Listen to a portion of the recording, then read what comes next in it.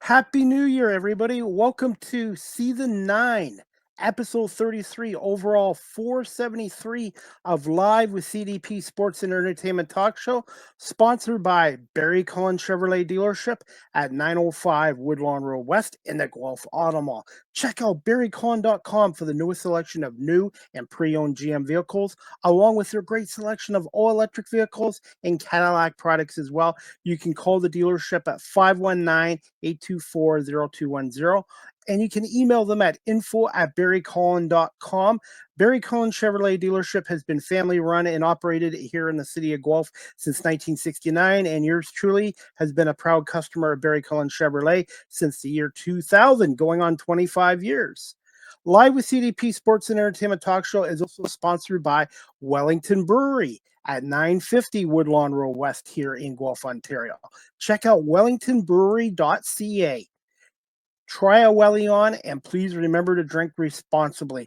I hope everyone's doing well on this Thursday, January 2nd, 2025. Happy New Year to everyone. I am glad to be back. It's been about a week since I've been on here. I apologize. I had to cancel my show Sunday with comedian Latasha Hughes due to food poisoning coming back from Buffalo Saturday night. So the last few days I've been in bed, but I am feeling a lot better, and I'm glad to be back tonight for episode 473 on this Thursday, January 2nd in 2025. Hard to believe. I'm excited to have my guest on tonight. This is, I believe, his fourth or fifth time on my show. He's a host of his own podcast show called the Knee Jerks Podcast, and I'm bringing him on right now. His name is Greg Eno, and he's the co-host of the Knee Jerk Podcast, and we're going to talk a little bit about the Detroit Lions and the Detroit Red Wings. Good evening, Greg. How are you doing? Chris, thanks for being having me here, and I hope you feel better. I heard you about your little episode there, and I'm glad to see you back up and around. Yes, it's been a long time. The last time I was this sick was at Tom Brady's first NFL game back in July of 2000 at the Canton Hall of Fame. And I didn't want to go to that game, but my friend dragged me, and now I have that ticket stub, so I might end up getting some money out of that ticket stub at some point. Well, Tom Brady, it was funny you say that, because I thought you were making a joke. And you said the last time I was that sick was watching Tom Brady play. So Literally, it was. The last time it was July 31st, 2000. I ended up getting food poisoning down in Canton, Ohio, and I didn't want to leave the hotel room, and my friend dragged me to the game. And so, yeah, I just have to be more careful what I eat at the arenas. And right now I'm just sticking to eating healthy foods and water. And and sleep really helps too. So I'm a lot better, and I'm excited to have you on, Greg, and talk a little bit about the Detroit Lions, the Red Wings, and even the Detroit Pistons. They've been kind of like fun to watch this year so far. Mm-hmm. Yeah, I mean, 15-18, suffered unfortunately a big injury last night as we taped this with Jaden Ivey breaking his leg. But yeah, much more respectable, winning games that they should win, beating teams that they should beat, giving the good teams a battle. They beat, Orlando. I think it was Orlando last night. Orlando's, playing 600 ball. They've beaten the Heat, I think, once or twice. Went out west, won 3-1 out west. Swept the Lakers. They're respectable. I mean, they are on track to win maybe 35 games. They only won 14 all of last year. So yeah, good stuff. JB Bickerstaff, everybody seems to be a buy-in there with the new coach. So good stuff. It's nice to be, to pay attention to them again, quite frankly.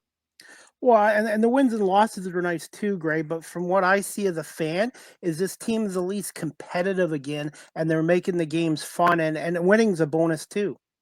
Well, the thing, obviously when you're 14-68, there's a lot of problems. But what we've seen in the past several years with the Pistons is their inability to close out games. Now, clearly, when you're losing 68 games, you're probably out of a lot of those games. But they were also in quite a few games too last year, in the last several years, and they just didn't have that experience or that whatever you want to call it, a missing ingredient to close these games out and they would let teams off the hook in the fourth quarter, or they would themselves get blown out of the gym in the fourth quarter. They just didn't have that. And now it's the opposite. Now they're putting teams away, and the Magic got close. I think the Pistons had like a 16 or 18 point lead at halftime. The Magic got, within 9 or 7. And in the past, we may have seen the Pistons kind of collapse and lose, but they put the gas pedal back on, and ended up winning by a substantial margin. So that's the difference. And we've seen with the Lions. It's nice to see young teams learn how to win, learn how to close out games, and in the NBA, it's so hard when you're young. The NBA is just. It punishes young teams. It punishes inexperience, but they're finally starting to get it all together. And Cade Cunningham's having, I think, an all-star year. And he is, without question, one of the reasons why they're doing so well. But don't forget the JB Bickerstaff factor. JB came over here and kind of a surprise hire. I didn't think he was on the radar, Pistons radar. I thought he might even take the year off and not coach at all. And they brought in Trajan Langdon, who hired JB, and JB, who's got a pretty good reputation for working with young players, young teams. Seems to be unlocking the potential of Ivy. Ivy's, until unfortunately last night's injury, was having his breakout year. And they got some veterans now. They got some good veterans to surround the kids. Beasley, Tim Hardaway Jr., Paul Reed, guys that they're not household names by any stretch. But they're guys that have been around the block in the NBA, who've been there, done that, played with good teams, 7-8 years experience in the league, which is huge. And because you just can't go out there and throw 5 kids out there in the NBA and expect to win a lot of games. It's just too many good, solid, deep, experienced teams out there, to think that's going to be successful. But now they've surrounded the younger players with some veterans, and it's working out so far. I know a lot of people don't want to hear this, but Tom Gore has to be given a little bit of credit. He finally looks like he's hired the right GM, the right coach, and I don't hear sell the team chants at Little Caesars Arena as much this year. Yeah, it's all about who you hire. The Ford family for years couldn't get it right, and then all of a sudden they hire,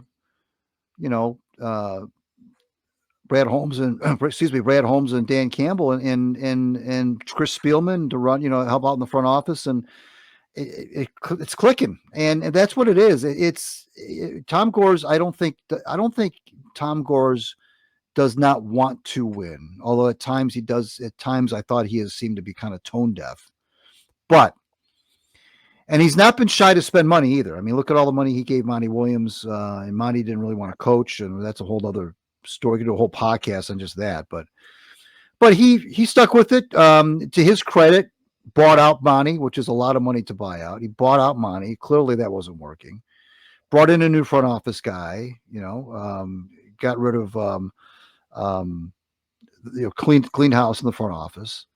And and it looks like he's hit now. He's hit the right combination. So it's all about who you hire and staying out of the way, letting them do their job. I mean, he's a long distance absentee owner. He's out in LA. He's not in Michigan.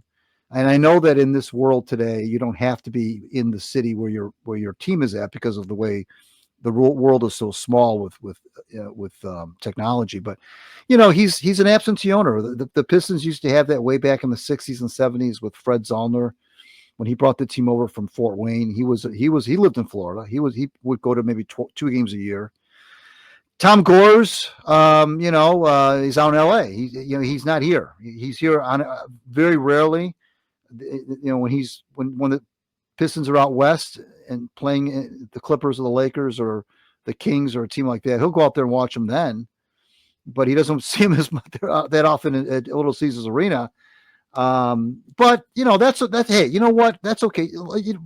Really, you don't even care what the owner does.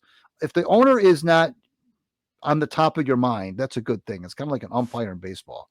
If you don't know that they're there, you don't know their names, you don't notice them, that's a good thing. And if you have an owner that nobody really cares where he's at or what he's doing, that's all right, because that tells you that there's something going on correctly on the floor.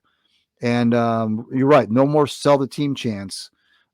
This team is fun again, like you said at the top of the discussion, and there's a lot of reason to be. There's a lot of reason to be excited about them.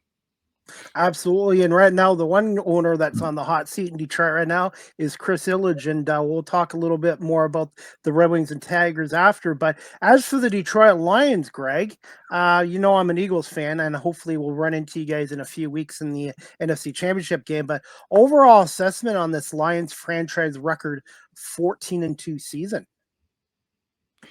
Well, hey, again, this is a trajectory that has been ongoing now. This is the third year. First year with Dan Campbell and Brad Holmes, 3-13-1. Started out year 2, 1-6, and I was among those. And I'm full disclosure, I was among those that were called Dan Campbell a meathead, that he was a joke hire, that this was a circus. And boy, did he prove me wrong.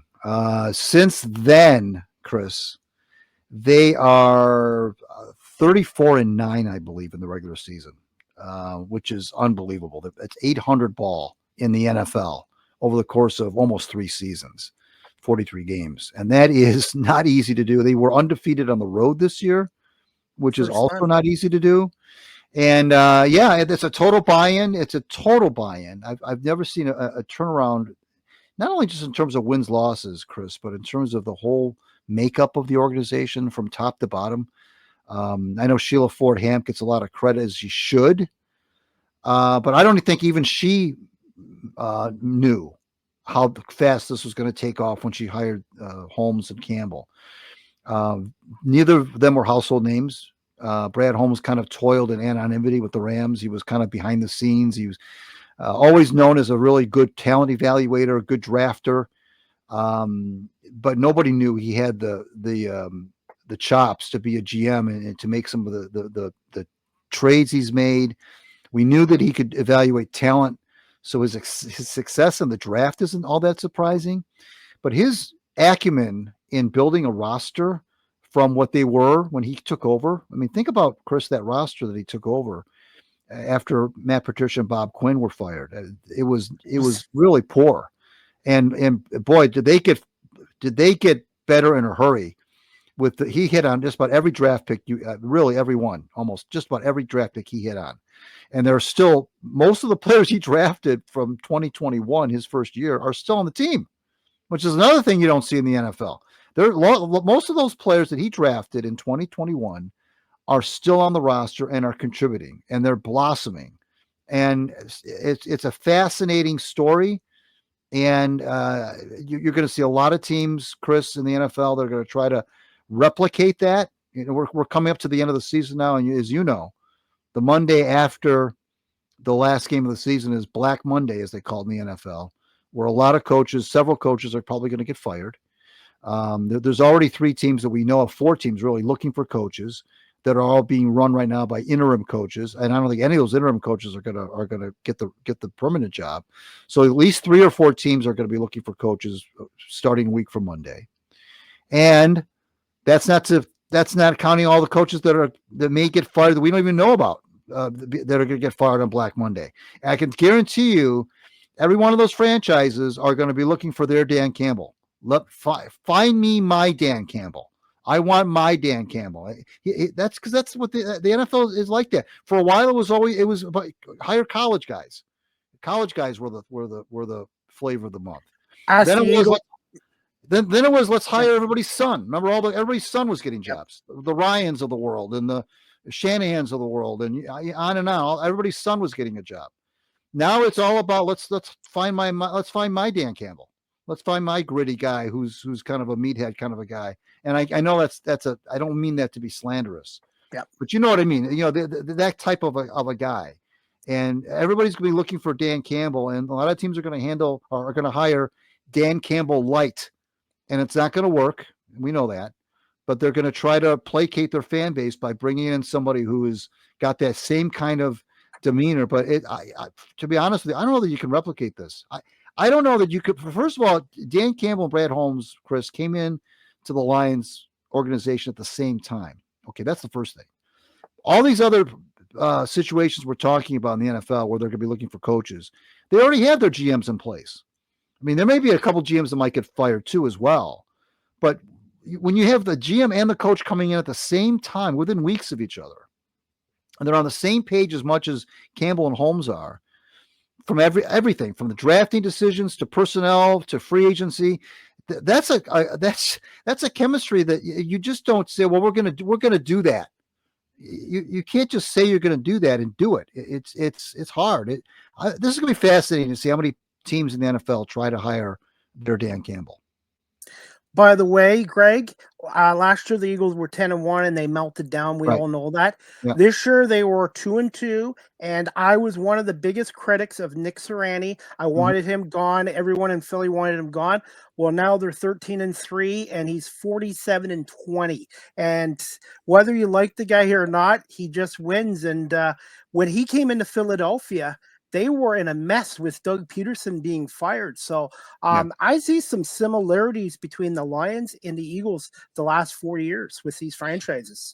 Yeah, no, you're right. They're similar in everything. They're similar in that, what you just said. They're similar in talent. They're similar in skill set. They're similar in strengths and weaknesses. And, so yeah. And you mentioned the meltdown last year. They had maybe a little bit of maybe the one difference, Chris, that they're different in those two teams and is maybe the locker room. The locker room in Detroit might be a little bit tighter than it is in Philly. I know last year, I think some locker room issues kind of arose and they kind of snowballed on them. This year, there was that little, if you remember a week or two ago, there was that little mini controversy between the quarterback and the receiver. Yeah, AJ and Jalen. Yeah, there was a little bit of are they on the same page? Well, but we'll see. I mean, they're a very good team. If the Lions go there, to your point, or whether they play them in Detroit or in Philly for the NFC Championship game, it's gonna be a dogfight. There's no question about it. Those are two very good teams. I would put the Eagles a little bit scary to me than the Vikings because they got the Saquon Barkley factor. I mean, the Vikings don't have. I mean, all due respect to the Vikings, they don't have a back like Barkley. And the Lions really haven't faced a back like Barkley, quite frankly, this year. So it'd be interesting to see. And as we all know, the defense is a little banged up. They've been run on last 5 or 6 games now. That other teams have had a little bit of success running on them. Why? Because they're missing players. They're missing Ali McNeil. They're missing linebackers. They're missing, so Barkley scares me. I mean, he's getting 2,000 yards, the whole 9 yards. I mean, that's a good football team. But that's getting way ahead of ourselves. Yes. Right now, there's a big game, of course, Sunday with the Vikings to determine division winner, number 1 seed, the whole 9 yards. Gotta ask you this, Greg. I know Matt Derry, he covers the Lions on Lockdown podcast. He's a friend of mine too. He called this the biggest regular season game in NFL history. I know it's a huge game, but I don't know if I call it the biggest. I know the Bills and Lions, that was a hell of a game this year too. But I would have rewarded it. It's probably the biggest regular season game in Detroit Lions history, because I don't know if I would say in NFL regular season history, but I would say in Detroit Lions history, this would probably be their biggest regular season game coming up against the Vikings on Sunday Night Football. Well, I'm Matt has been a guest on the Knee Jerk several times. I've known Matt since the mid '90s. I hired Matt as to do Detroit Titans basketball when I was working in Barton Cablevision. I hired Matt as the play-by-play guy. So Matt and I go back 30 years, and I would push back against you. I think you can make I think I agree with Matt. I guess I would challenge anyone and say, okay, name me a bigger one then. If you don't think this one is, that's fine. If you don't think this is the biggest, then give me a bigger one. There's so much at stake right now. You factor in the fact it's not just about the division. It's not just who's going to win the division. That's not it. It's that first round bye. It's and huge. with the Lions so hurt right now, needing just that extra week. And I think Troy Aikman made a good point too, by the way, on Monday night. He said, the Lions had the earliest bye of any team in the NFL. They had a bye in week 5, which means they've played now 11 games in a row, okay, without a bye. And they could use a break. Yeah, I mean, I know that they're not going to tell you that. You go in the locker room and poll the players. They'll never admit to it. But I can tell you that they physically and mentally they could use a break. They've been playing this high caliber, high intensity, winning every week because they have to. Why? Because the Eagles keep winning, the Vikings keep winning, and for a while the Packers kept winning. And they had to keep winning to keep their number one status. And now they have to do it again. They have to come back out at home. They're it's crazy. They're 14-2 and haven't clinched anything except for a playoff spot, obviously. But they're 14-2, have not clinched the division, have not clinched number one seed. They could win 14 games and go on the road in the first round of the playoffs and not get that extra week of rest. So and then you just look at the whole two teams that are 28-4 combined. I mean, that's the two divisional rivals who've been playing each other for 63 years. I don't know. I tend to agree with Matt. I think this is the big. I just can't think of a bigger one. Okay. Gotta ask you this, Greg. Obviously, it's great for the winner and not so good for the loser. But even who wins this game, they might be out of gas for the first round of the playoffs or even the divisional rounds, possibly. Well, yeah. I mean, again, they're not going to say it. I mean, at this time of the year, you do. This. Hey, if you can't get up for this time of the year, there's something wrong. I mean, they'll find. You always find something in the tank at this time of the year. Nobody's ever going to say, "Well, we lost a playoff game because we were tired or we're run down or worn down." But having said that, there is a physical toll, and I don't, getting mentally. A bye in week 5. You and I could talk about this. We could go off on another tangent, which is should the NFL have 2 byes per year? The CFL does. The CFL does. Yeah, I think they should. I think they should. Frankly, I mean, they added a week to the schedule. Now it's 17 games, and they obviously, they took away a preseason game, but still, they added a regular season game, and they still just have the 1 bye. And I just, for teams that took a bye back in early October, late September. Yeah. And now here you are, it's January, and you're still playing football. Sometimes I think the NFL thinks that these players are robots, and they're not. I mean, we see it every week how many players get hurt. That extra, I don't know. I think that I would like to see an extra bye week, even if that means the regular season goes to the second week of January, and that puts the Super Bowl in mid-February. That's okay. I just think that these guys need that. I mean, it's such a brutal, violent game, and you don't know how brutal and violent it is until you watch it at field level at real time speed. These guys are hitting each other. When you do see video of that, it looks like somebody speeded the video up, but they didn't. That's how fast they are. And that's how, when they hit each other, you might even feel it at home when you watch it on television, but it's nothing like it is in person. And covering the CFL with the Toronto Argonauts, they went to 18 games back in 1986. And I like their system, and I also like the fact that they have 2 bye weeks, and I think they're even talking about maybe a 3rd bye week at one point. But they have an issue too there, like they do with the NFL, because of the TV contract. Sometimes they make these teams play 3 games in 9 days on short notice, and it's just not. It's not good football, and it leads to more injuries. And we could go on this for about 2 or 3 hours. Right. Agreed. All right, Greg, next question.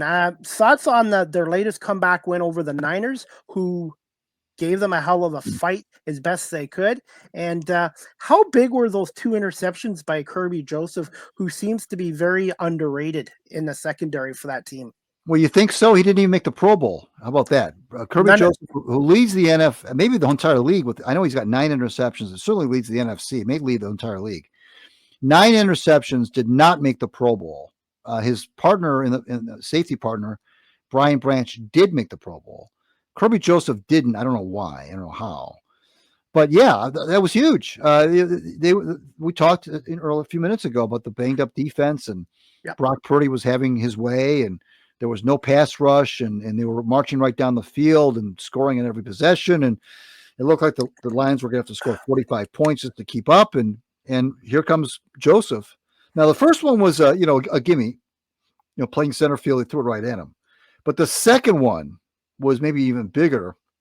He jumped the route, read Purdy's eyes all the way, jumped in front of Pearsall, and made the interception at a time where I think arguably a bigger time of the game.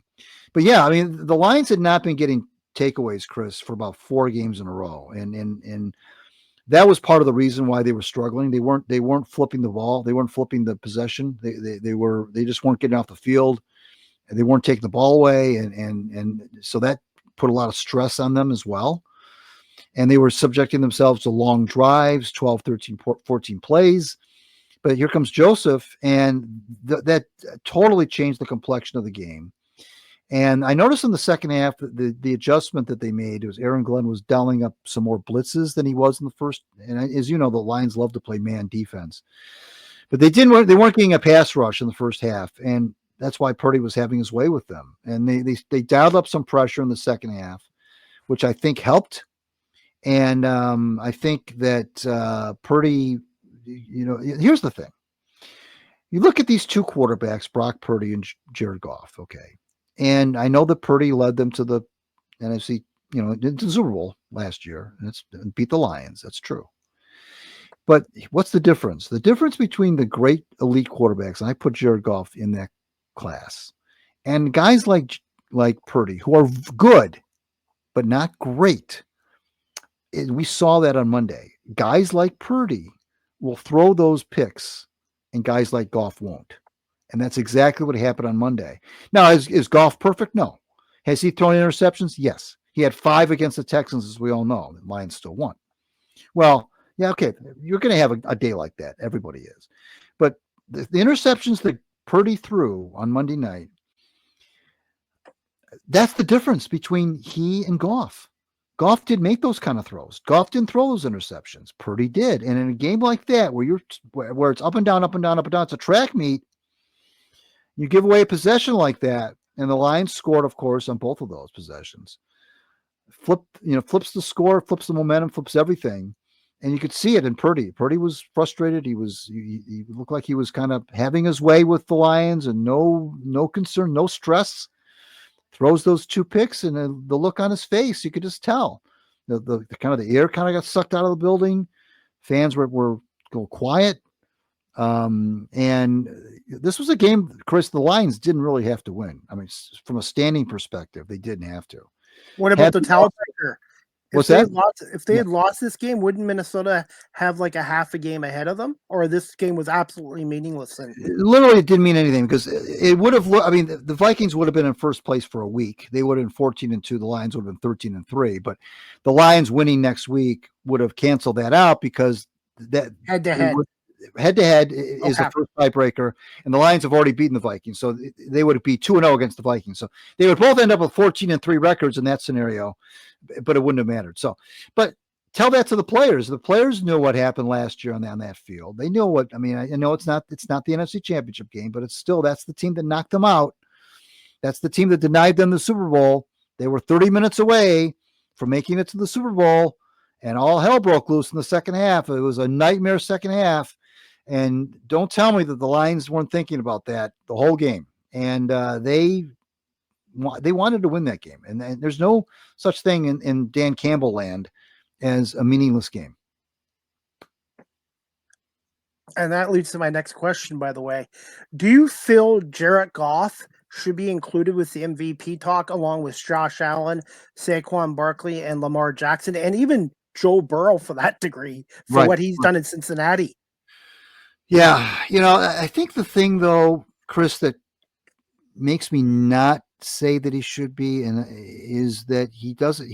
And I look at the most valuable player. Okay, what does that mean?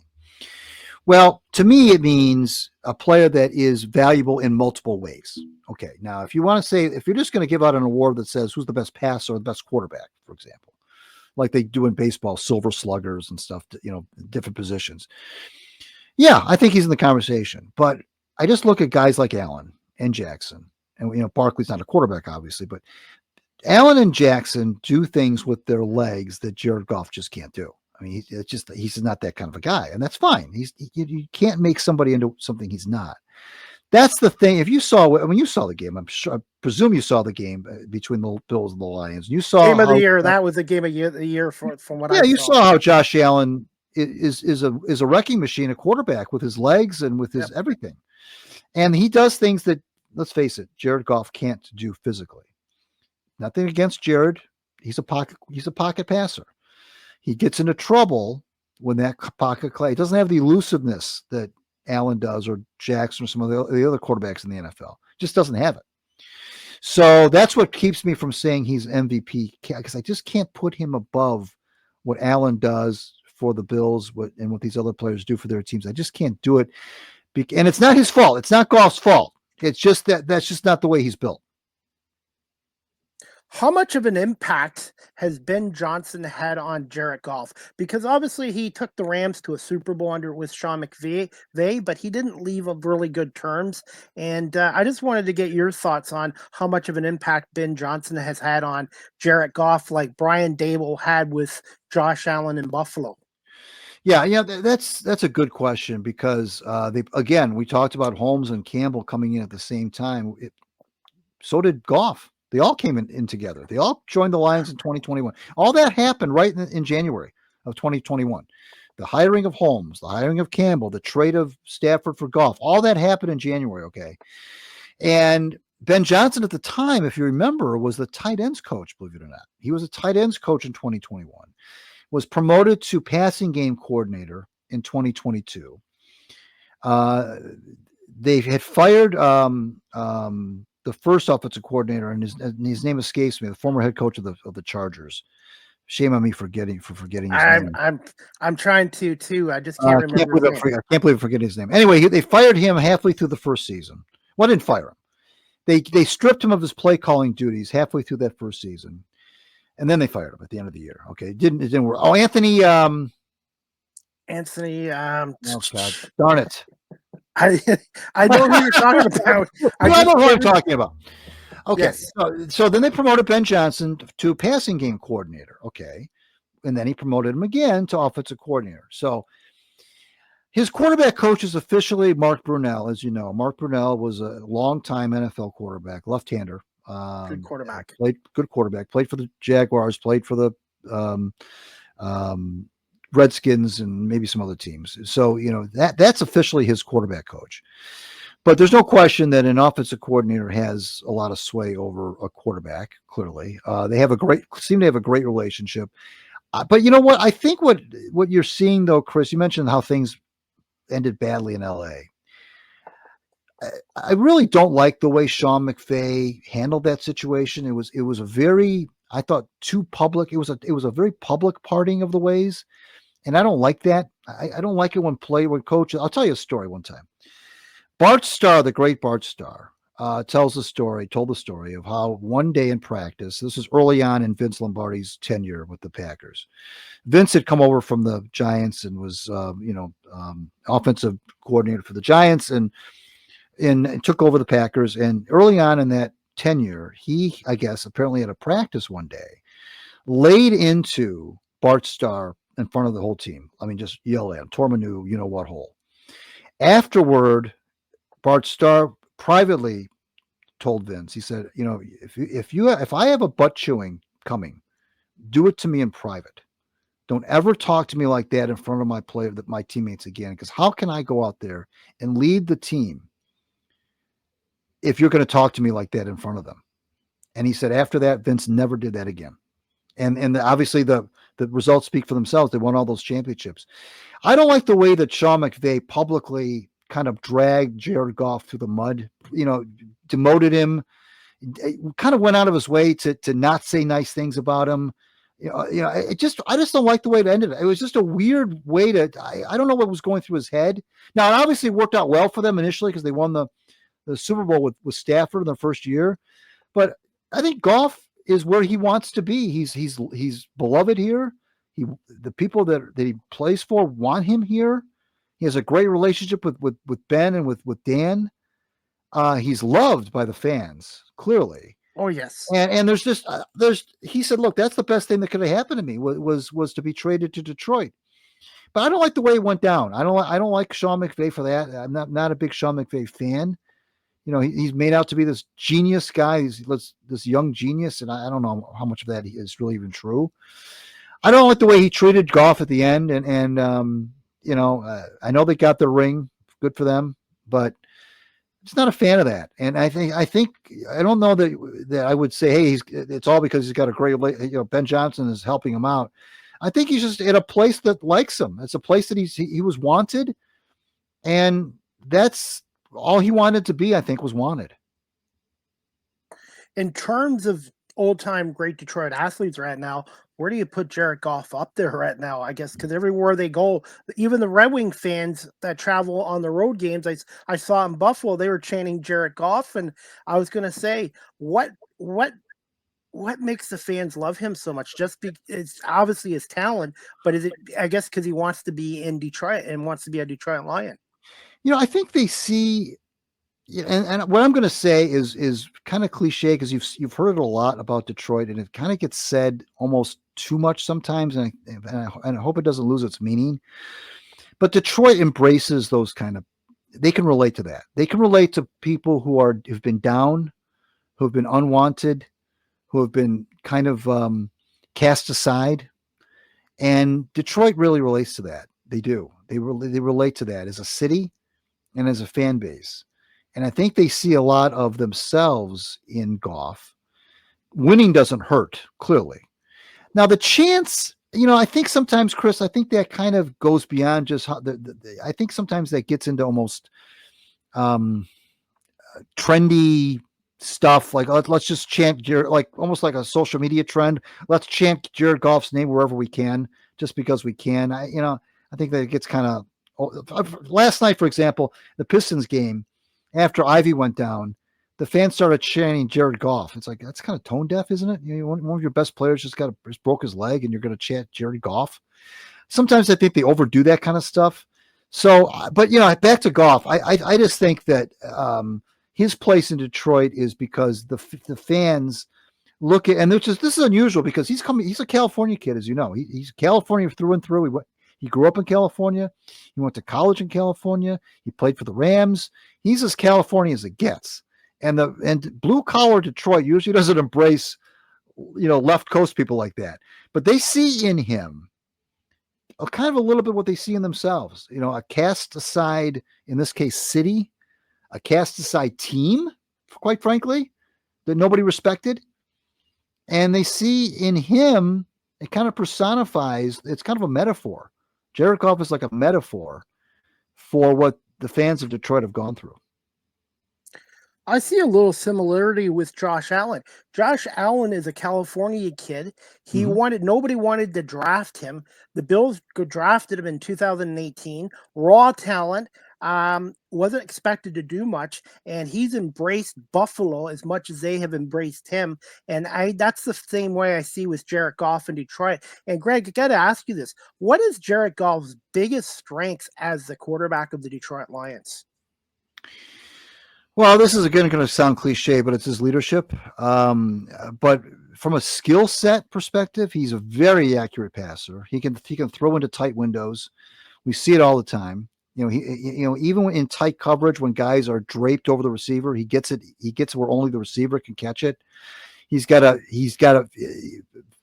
flair for that. He's cool cool as a cucumber when it comes to those fourth down conversions.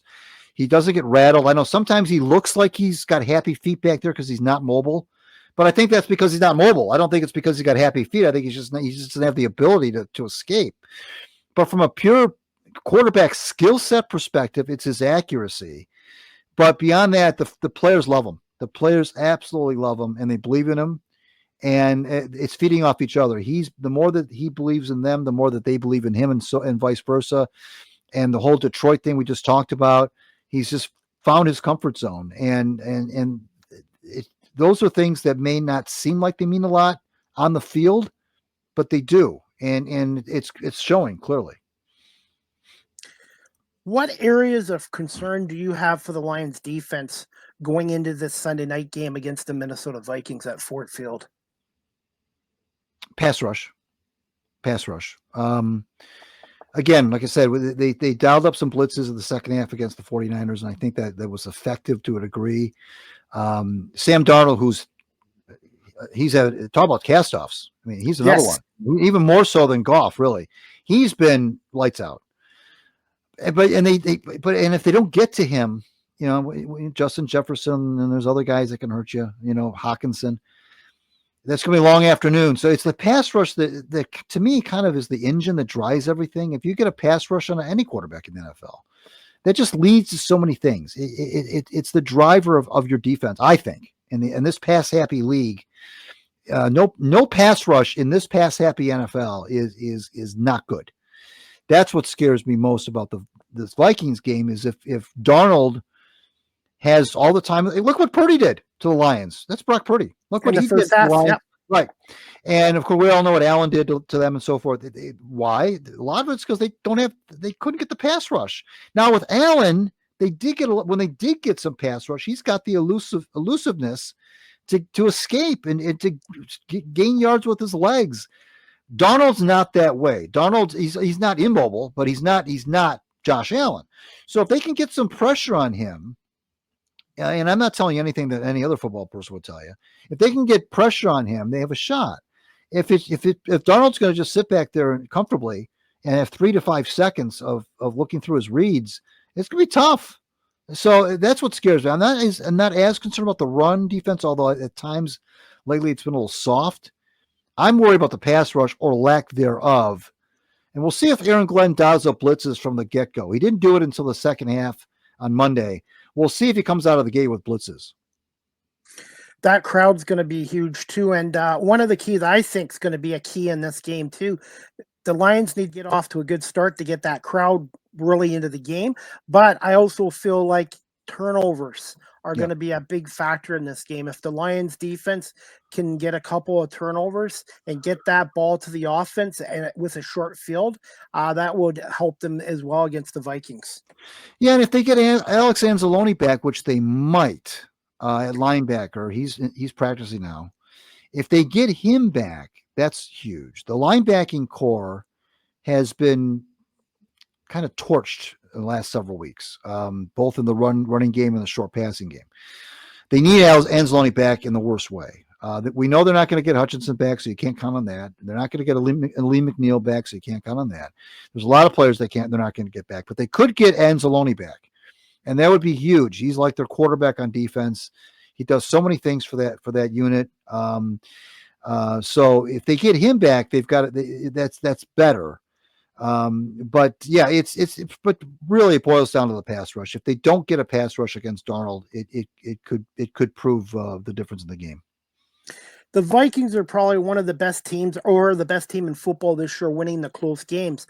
Well, one game they did lose by 2 points was to the Detroit Lions, 31-29 at U.S. Bank Field in Minnesota. I still want to call it the Metrodome. Yeah. And I can see this game being very close again, but I also see it being high scoring, Greg. Yeah. Do you feel this will be a defensive battle? I think it's going to be back and forth. Yeah, I agree with you. I agree. I think it's going to be similar to what we saw on Monday night, similar to what we saw against Buffalo. Up and down, lots of points. I think the over/under should I don't know what it's at, but it should be around in the high 50s if not higher than that. Yeah, it's going to be it when kind of whoever scores last might win, which is kind of what happened in Minnesota. If you think back to that game, it's like whoever scored last won, and that was the Lions. They overcame a brutal turnover late in that game and still found the will to on the road to win. And I think that might have been the first game without Hutchinson, I think, on top of it all. So they were battling a lot of things. They were on the road. They were without Hutchinson. They were down. They turned the ball over. Everything was going against them. The crowd was going crazy. It just didn't look like it was in the cards.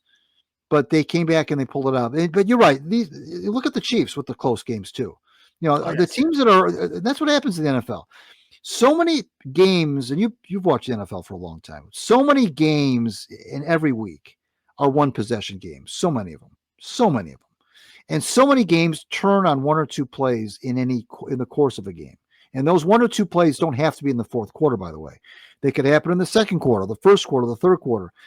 Just a couple plays, they go the other way, could turn the game around. So playing in close games and I use that quotation marks because to me, a one possession game could be anywhere from 1 point to 8 points.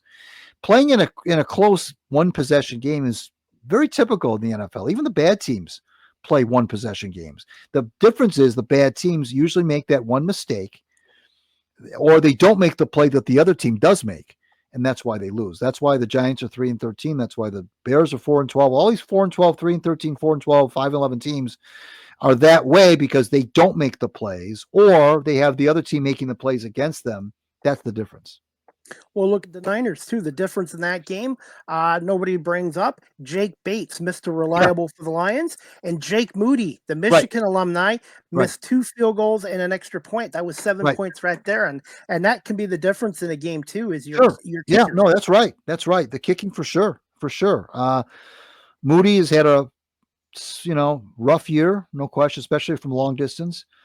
I've been watching the NFL for 54 years. I've never seen so many 50-yard plus kicks made in my life as I've seen in the last couple of years. A 55-yard kick is the new 45. It used to be when you watch a football game, if a guy hit like a 48-yarder, that was a decent length kick. And if you try to kick like a 52, 53, it's like, oh my, I don't know. And when somebody made a 53, 54-yard kick, it was a big deal. I mean, it was a big deal. Now, these kids are popping these balls in from 57, 58 yards like it's an extra point. It's amazing the leg strength some of these kickers have now. It's, of course, the accuracy, you got to have that too. But Moody, yeah, I mean, you're right. He missed a couple of them. Again, body language, I saw the look on his face after he missed the extra point. Rough year. A lot of Lions fans wanted the Lions to draft Moody, if you remember that. And they didn't, of course. I think the Niners drafted him like the 3rd round, I think, which is kind of high to draft a kicker in the 3rd round. And they're not getting their return on their investment right now. And also, too, covering the CFL, I seen kickers hit 55 to 60 yards. And Greg, I had Bob Sochi on my show a couple of months ago from the New England Patriots on 98.5 The Sports Hub. And Bob thinks it's just a matter of time before we see a 70-yard kick in the NFL. Yeah, I think so. I think he's right. Hey, I was one of my first memories of watching pro football was watching at home with my dad in the living room, watching Tom Dempsey beat the Lions with a 63-yard field goal in 1970. I remember like it was yesterday. I was 7 years old. And how many years went by before we saw anything close to that after Tom's kick? Many, many years went by. Now, all of a sudden, you're starting to see, with guys like Justin Tucker and legs like that, you're seeing kicks routinely in the high 50s, low 60s. And, of course, Dempsey's record's been, broken several times since then. So, yeah, and I think what's the record now? 65, 66 now? 66. I think 66. So, yeah, I mean, 4 more yards, sure. I mean, it probably would come like either at the end of a game or the end of a half, is one that's likely to happen. If a team's going to try that, they might try it at the end of a half. I think that's when Dempsey's record got broken. I want to say Jason Elam broke it at the end of a half when there was no time left to do anything else but try a kick. I think that's how that, and I think Janikowski kicked a long one like that too in the 60s. So it's and that's why Dempsey himself, that kick was at the end of the game. The Saints only tried that because they really didn't think they had any other hope to win the game. So they decided to put Tom in to kick a 63-yarder. At the time that Tom hit that kick, by the way, the old record was a guy named Burt Rechichar of the Giants. I think he played or the Colts, one of the two. 56 yards was the record. So Dempsey shattered that record by 7 yards at the time. And that kick by Rechichar was in the 50s. 1950s, and Dempsey was in 1970s. So that's how many years went by before anybody came close to even, to breaking. I don't even know how many people tried a 57-yarder or longer to break Rechichar's record. The only reason that Dempsey tried that kick is because the Saints had no other option but to try it. They were down by 1 point. What do we have to lose? We'll put him in there, see what happens, and damned if he didn't do it. Overall, how do you feel the Detroit Lions special teams have been? And also too, if you want to win in the playoffs, you need your defense, your offense, and special teams. And Jake Bates has been Mr. Reliable for this team this year. Well, Jack Fox, it's funny. Jack Fox is one of the best punters, if not the best punter in the league. And I'm not just talking about in terms of numbers. I mean, I'm talking about in terms of ball placement, um, kicks, buried inside the 10, flipping field position. It's not just about how many balls you bury inside the 10. And I know that's the sexy number, but really it's how many times have we seen Jack Fox when the Lions are like on their own 30, for example, flip field position with like a 60, 65-yard punt because he kicks the ball and all of a sudden now the ball's fielded or downed inside the other team's 30-yard line. Totally flipping field position around where it looks like you were going to lose the field position battle. Jack Fox, nuclear kicks it, 60 yards and completely flips the script. And so he doesn't get a lot of, because why? Because a lot of times he doesn't even punt. The Lions are going for it on fourth down so much.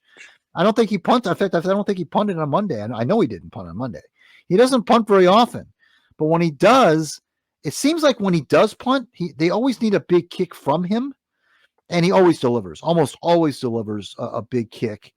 And it reminds me of Ray Guy, who is, as you know, was played the longtime kicker punter for the Raiders. Hall of Famer. And now Ray, I want to say was a first-round draft pick, if you can imagine. In 1972, no lower than second round. First or second round, I think it was first round, by the Raiders. And everybody, of course, laughed, drafting a punter in the first round. But John Madden said, after we got Ray Guy, fourth down wasn't so bad anymore because Ray had this ability to kick hang time 4 or 5 seconds, bury the football. I remember writing a column about Ray Guy several years ago when he went in the Hall of Fame.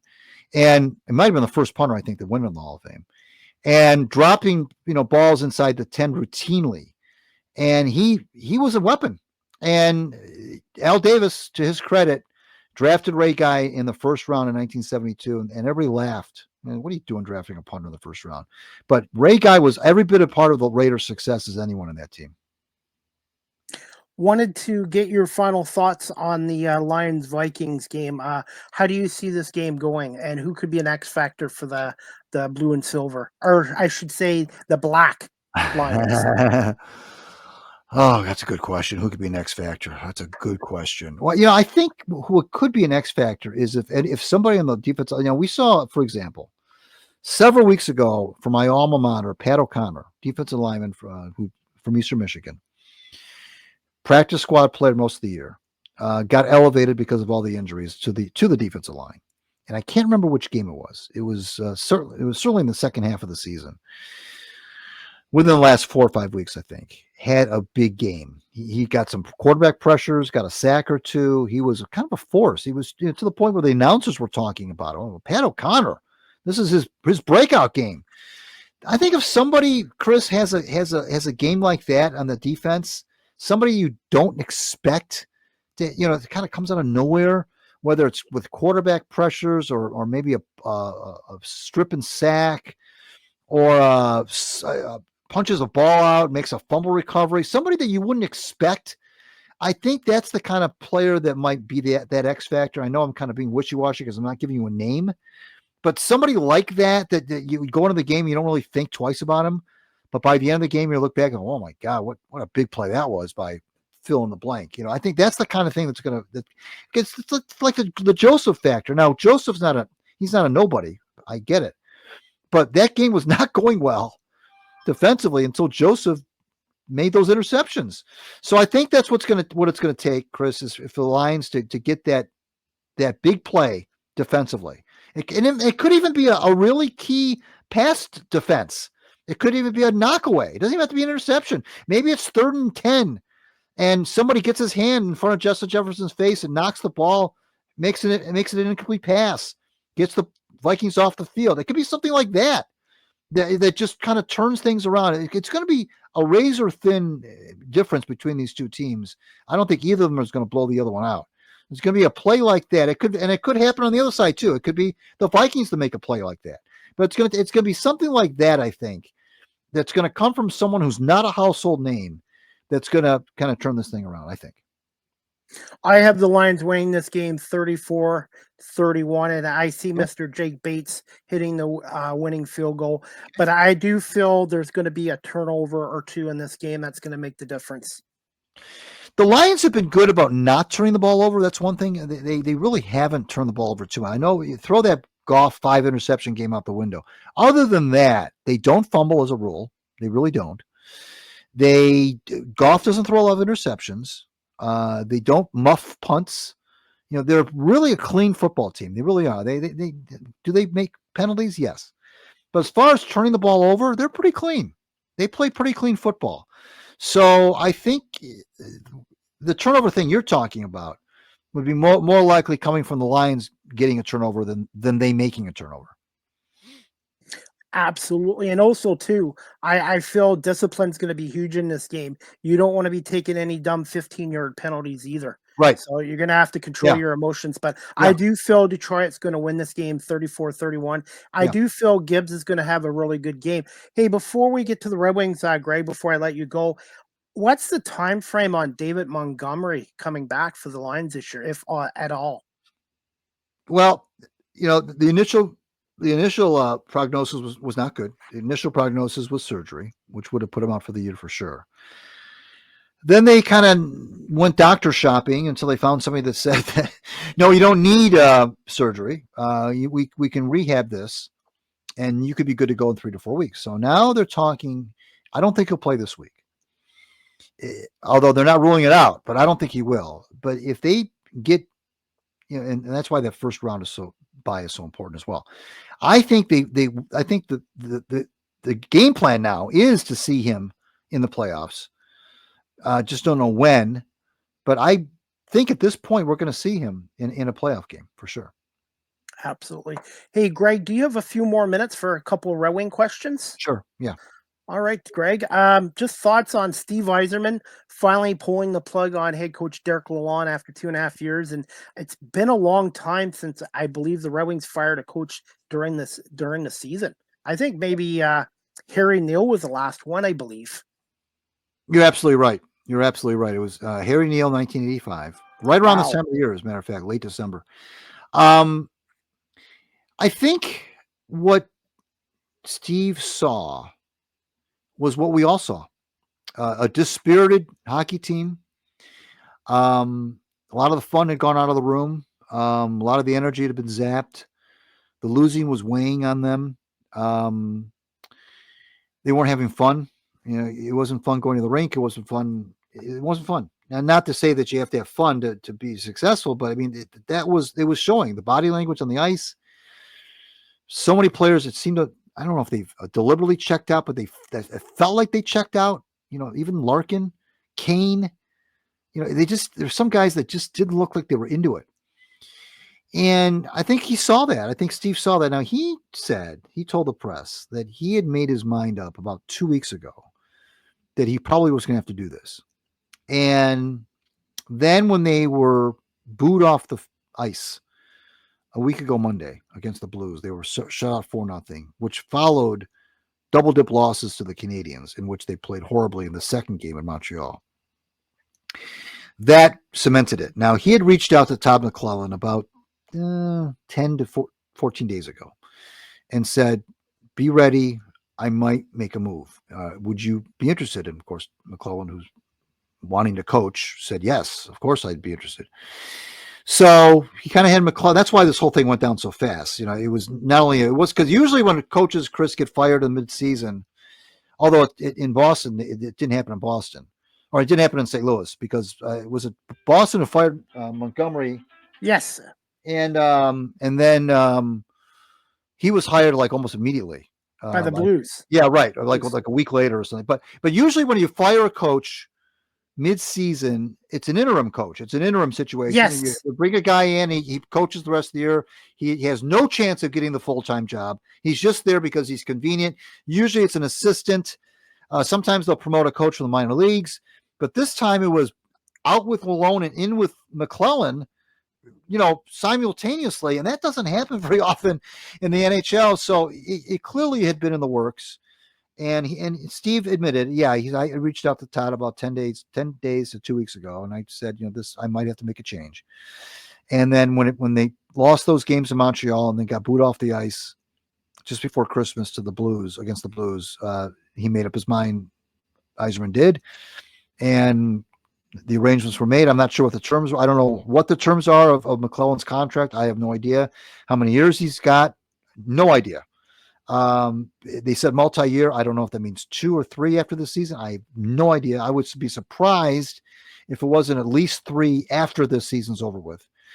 And there it is. And already, I think we're seeing a difference in the way they're playing. Back-to-back wins against the very good Washington team and Pittsburgh game. Obviously, the opening night against the Toronto Maple Leafs with McClellan wasn't good. Gotta ask you this. Do you feel McClellan and Trent Yanni can bring enough to this team to make a playoff push? I guess they're only 6 points out of a playoff spot, and there's still a lot of games left. But do you feel this new coaching staff can get the most out of this team that's with this roster as it is? Yeah, it's interesting that you say that because on the one hand, it's funny because just 2 weeks ago, playoffs would be like, what do you? No way. What are you talking about? But like you said, the gap isn't that much. No, but there's still a learning curve with the new coach, and I don't think that the team. I mean, the team is going to tell you that we want to try to make the playoffs, of course. But I don't think Todd McClellan, I mean, of course, Todd McClellan would love to make the playoffs, of course, but I don't think his McClellan and Yanni's mission right now is, I don't think they're thinking anything about playoffs right now. I think they're just trying to get their meat hooks into this team, find out how it makes them tick. He said that they're really putting a lot of emphasis on defense right now and the PK, trying to keep the puck out of their own net. That's their emphasis right now, not so much on the offense. Keep the puck out of our own nets. That's their emphasis now. That's what all their practice time is pretty much focusing on defense. Even though they've got a multitude of problems they've got a lot more to worry about than just that, but they can't address everything right now. There's not enough time. There's no training camp. They've got a very busy schedule coming up. There's not going to be a lot of practice time. So they're just going to be able to install whatever they think they can in a relatively short period of time and hope that the players buy into that. I think that the fans' expectations are low. I don't think they think there's a playoff push in this team, although they're encouraged by what they saw the last 2 nights. But it's still, I know you say 6 points and it doesn't sound like a lot, but 6 points in the NHL, you usually don't make that up in a week. It takes a little while because you need other teams to lose. It's especially now you get a point for losing, which I never liked. You get a point for losing in overtime or in a shootout. Teams can get a point and still come out on the other end of the stick. It's hard to make up 6, points. It really is. It doesn't seem like a lot on January 2nd because it looks attainable. But those teams are going to win some games too. A lot of teams have to lose. That's what I'm trying to say. A lot of teams have to lose for you to, and you have to keep winning for you to make up 6 points. It doesn't sound like a lot, but it's more. It's more than you. Yeah, because essentially you have to win like 3 more games than the other teams do between now and the end of the year. That's hard to do. Steve Yzerman on the hot seat right now in the city of Detroit with his team. Depends on who you ask. Is he on the hot seat with the fans? Yes. Is he on the hot seat with the Ilitch family? No, absolutely not. As long as Marian Ilitch draws a breath, Steve Yzerman will not be in the hot seat ever. That's just the way it is. Now that's because why? Because Steve Yzerman's like a son to her, and he was like a son to Mike Ilitch. They drafted him. He was 18 years old. He went right into the starting lineup. He was the captain by age 21. That's all he's known as Red Wings, and his time in Tampa aside. No, I mean, never say never, of course, I suppose, but no, I don't think that's ever going to happen. It just isn't. He's pretty much got carte blanche, I think, as long as he wants. I know the fans don't want to hear that. I just don't see any circumstance unless they went completely unless they completely went south when they were like the worst team in the league 2 or 3 years in a row. Yeah, maybe. But as long as Marian Illich is alive, that will not happen. I'm convinced of it. Do you see Yzerman tweaking this roster before the trade deadline?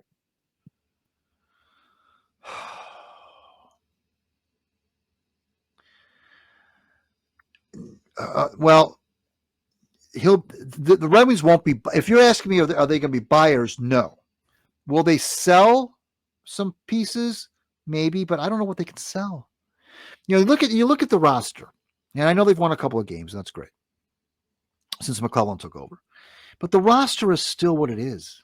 It's not a great. There's a reason that I know you can put a lot of blame on the old coach.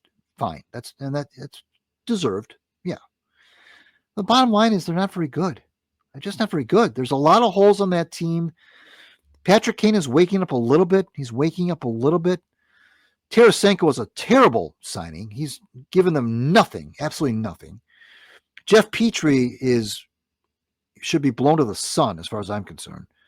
There's a lot of players that they're just not very good. So I don't know what they would even do, Chris, at the deadline. Would a team want Kane for a stretch run? Maybe. But what are you going to get for him? He's on the last year he's on a 1-year deal. He's 36 years old. What are you going to get for him? A 4th-round pick, maybe? I don't know. If that. I don't know what they could do. I don't know who they could flip at the deadline that would make this situation appreciably better. Usually when you make a move like that at the deadline, you're looking to the future, obviously, if you're a seller. But you have to have something to sell. And I don't know that there's a lot on that roster short of, because they're not going to trade. They get scoring from one line only. They get scoring from DeBrincat, Larkin, who had been in a slump, and Raymond. Other than that, nobody scores. And if they do score, it's rare. Okay. So they've got like 3 forwards or 4 maybe that score. And the other, 8 forwards, because there's 12 in a game. The other 8 don't score. And in this league, Chris, it's about putting the puck in the net. Nobody's going to make a trade deadline deal for a Chris Draper type. Those days are long gone. You're not going to trade a trade deadline move to get a checker. If you're going to make a trade deadline move, it's to get a scorer. Somebody's going to put the puck in. You're not going to go down the stretch drive and try to check your way to the Stanley Cup playoffs. You got to score your way there. So I don't know that there's anybody on the roster as it's currently constructed that would bring back anything that's going to change the trajectory of this rebuild. This is pretty much what you've got until the spring and summertime.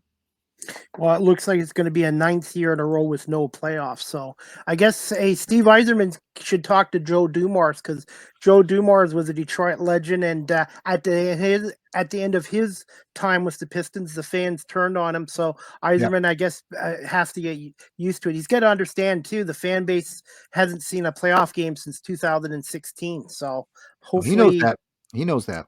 So, hey, finally, Greg, where can my audience follow you on social media and your next Substack article that you're working on, and your next Knee Jerks podcast with Nick and Big Al? Yeah, thanks. Well, I think maybe it's on the screen. I can't see if it's on the screen or not, but my Substack is gregeno.substack.com.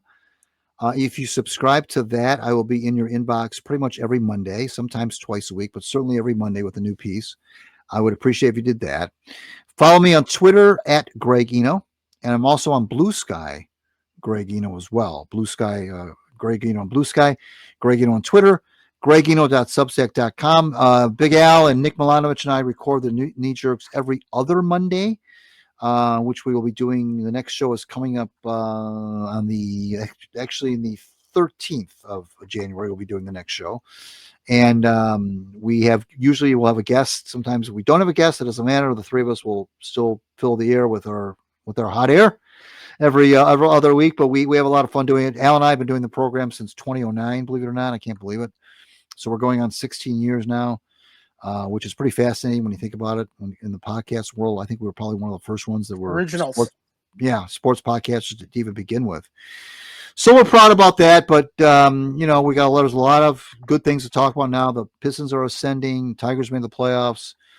Lions, of course, are very good. Red Wings at least changed their coach. So there's a lot to talk about with these teams now.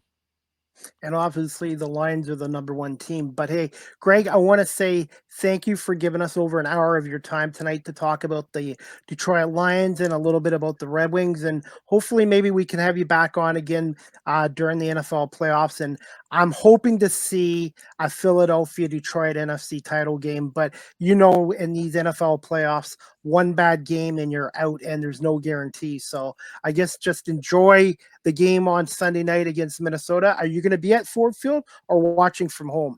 I'll be in the comfort of my own home. I haven't done the Ford Field thing in many, many years. I'm just as happy to be at home in front of my big screen TV with my cold ones. And my wife has been really into the team this year as well. She's been a big fan. She and I watch the games together. It's a lot of fun. Very likable team. Greg, thank you so much again for coming on, and give me a little time tonight and I'll send you the video, the audio, and continued success. And thank you so much for doing this tonight, Greg. Oh, my pleasure. It's always fun to come here and talk to you, Chris. And I always appreciate when you ask me, and thanks for doing that. And as long as the Lions aren't playing the Eagles, I'll be cheering for the silver and blue on Sunday. But they need to stay to those colors. But it looks like the Eagles and the Lions are going to be wearing their black uniforms on Sunday. Okay. All right. Thanks a lot, Greg. My pleasure, my friend. Have a good night. Well, we'll talk to you soon. Take care. You too. Have a good night. Thank you so much. Thanks. All right, guys, that wraps up season 9, episode 33, overall 473 of Live with CDP Sports and Entertainment Talk Show, brought to you by Wellington Brewery at 950 Woodlawn Road West here in Guelph, Ontario. Check out their website, wellingtonbrewery.ca. Try a Welly on, and please remember to drink responsibly. And sponsored by Barry Cullen Chevrolet Dealership at 905 Woodlawn Road West in the Guelph Auto Mall. Before we wrap up this show, guys, I'm going to play a little video clip of a post-game interview I did this past Saturday night at the KeyBank Center in downtown Buffalo, the Buffalo Bandits home opener and banner raising ceremony. And the Bandits came through with a 13-6 win over Rochester. And I got to speak to Buffalo Bandits superstar Dane Smith, who had 2 goals, 8 assists, 10 points in their win against Rochester. This is courtesy of my YouTube channel, and please remember to hit subscribe. It's just like, I didn't really get to take it all in, to be honest. It kind of flew by. I know I've been to Sabres games now, and I catch myself looking up quite a bit now. And to know that that's going to be there forever, it's an amazing feeling. Do you worry a little bit going in that can be a little distraction, that you're going to have to force yourself to make it a good start, which you got tonight? Yeah, most definitely. I think JT made it a point to remind us of that. I think our leaders did a great job of reminding our players, again, we're here to win a game, and obviously to cherish that moment, because it doesn't happen that often, but remember that what got us there, and we need to win this game to do it again. So it was important for us to have a good start, and I think we did.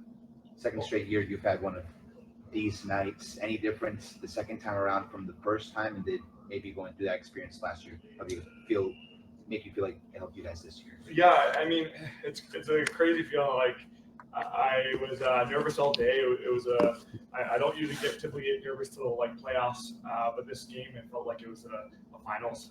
Obviously, give credit to a sold out crowd. It gave me goosebumps, and it felt like we obviously had so much time to think about playing in the home opener, because we didn't start the first few games. That felt like this was the first game of the year, and it was pretty special. Dean, it's going since the last 6 games of last year. You finished season 6-1, 5-0 in the playoffs. Now you're 3-0 to start the season. What is the vibe? What is working so well that you guys just seem to be clicking on all 3 facets of the game? Yeah, I think they did a great job of keeping the same group together. It's important to start off with a good start. Like last year, we didn't, unfortunately, but that's how it goes. This league is so good, and you can't take it for granted. I think bringing in the same group in training camp, I felt like, hey, we didn't lose a beat, and to kind of keep going, we got to take it game by game, because we know it can slip out at any point. But the new standings are so crazy, because every game matters, right? Because you don't get to play so many teams that many times. But I think it's been a great start. But now I'm in Toronto, which is a huge thing. But also it sucks because we have a bye week every week till February, so it's important to make sure obviously we practice hard, and the off time that we stay in touch and we're working hard because it's been tough and to find rhythm and whatnot. How much are you? The 5 weeks though, Dane, does it help at all? Because I mean, you, Ian, Josh, you guys have played so much lacrosse in the 12 months. Is having maybe some of these bye weeks helping at all? Maybe just recuperate just a little bit extra. Yeah, I mean, I just want to get going. I've been in a rhythm. Yes, I'd like some time off, but felt like a month off was good enough for me. I don't know how to like take time off, so which is a good thing. Obviously, you're competing at the highest level and you're winning, and it means like you're going a long time. But yeah, just every other week it's tough to kind of get in a rhythm, and I'd rather these bye weeks, maybe one in March, one in April, leading in because we're gonna have 12 games in 10 weeks down the stretch. Obviously, strength of schedule. They didn't do us any favors, but we're ready for the what comes at us. Have you seen Matt Vince play any better than that? Oh my gosh, I know it's so hard because you're seeing Kyle Buchanan, you're seeing Vino say it could be their last year. It might be that you just hear rumblings, and obviously they're playing like they could play 5 more years, and it's just like, hey, you guys, come on, please keep going. And but it's special for sure, and you want to play every game like it's your last because these guys aren't going to be around forever. And Vino's a backbone, like I said, and ever since we've gotten him, we've been a competing playoff team. Thoughts on your upcoming opponents, the Toronto Rock, and also you got 3 more home games coming up in a row. How important is it to keep the home field advantage by winning these games? Yeah, home field advantage is very important, obviously, to play in front of a sold-out crowd like that. We want to make sure they keep coming, obviously, and I think that was an exciting game for them to be a part of. And yeah, like you said, you want to defend your home because it's that important. Our goal is to make playoffs, obviously, and then our second goal is to have home field advantage because you see it when we went on our 5-goal run at the beginning of the game. The crowd gets into it. It's hard. I've been in games where the other team's crowd got into it, and it's hard to kind of bounce back. So it's important to kind of have them on our side. How did you and the team stay composed with that little bit of the late run that Rochester had towards the end of the second quarter and not let things kind of get any worse? Yeah, I feel like we were playing great all game.